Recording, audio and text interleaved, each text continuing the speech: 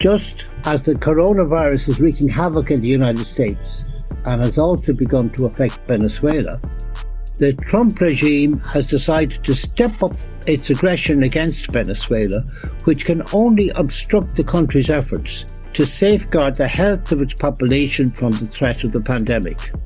Antonio Guterres, Secretary General of the United Nations, has appealed for an end to all economic sanctions on account of the pandemic. So has Pope Francis. But apparently, President Trump has more important matters on his mind, such as restoring US neocolonial control over Venezuela and all of Latin America. Regime change in Venezuela has been a major plank in US foreign policy since Hugo Chavez took office in 1998. So far, all their efforts have been in vain, especially with the spectacular failure of the coup d'etat in 2002, defeated by a popular uprising. As the frustration mounted, US presidents imposed ever-increasing economic sanctions. Nice, gentlemanly Barack Obama declared Venezuela a clear and present danger to the United States, a formula repeated by nasty, vulgar Donald Trump. But Trump has openly declared the aim of overthrowing President Maduro and replacing him with his own appointee, the then chairman of the National Assembly in suspension, Juan Guaidó, of the ultra-right wing of the opposition. Over the past year, this has been an abysmal failure. The United States and the European Union, along with their allies and client states, 50 states altogether, recognised Guaidó as president and proceeded to loot Venezuelan assets abroad, including Citgo, the Venezuelan petrol marketing company in the United States, and £1 billion in gold lodged with the Bank of England. Meanwhile, 120 states continue to recognise President Maduro, as does the United Nations. Guaidó has 3 times tried to organise a coup, with no response from the army.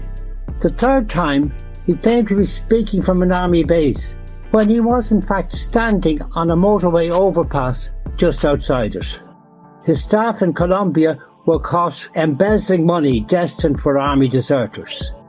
Finally, the majority of the opposition disowned him, elected a new chairman of the National Assembly, and agreed with President Maduro to organise new elections due this year.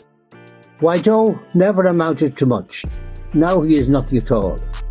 The leaders who reached this deal have been added to the list of sanctioned individuals. The only force now recognised by Trump is the extreme fascistic right. Trump, far from recognising that Juan Guaidó is a beaten docket, has, in his frustration and desperation, intensified the conflict to a new and more dangerous level. With his typical disdain for truth or even credibility, he has blamed Venezuela for the epidemic of drug addiction that afflicts the United States, which the CIA had a major role in creating. President Maduro is planning to drown the United States in cocaine, would you believe?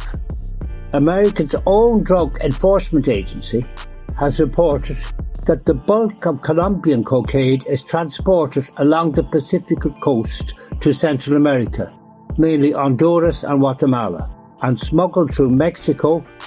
Venezuela does not feature at all in this report. Nevertheless, with this transparently mendacious excuse, US warships have been deployed in the Caribbean, with the mission to stop Venezuelan ships carrying oil to Cuba. Apparently, they could be smuggling cocaine. Britain and France have agreed to participate in this operation.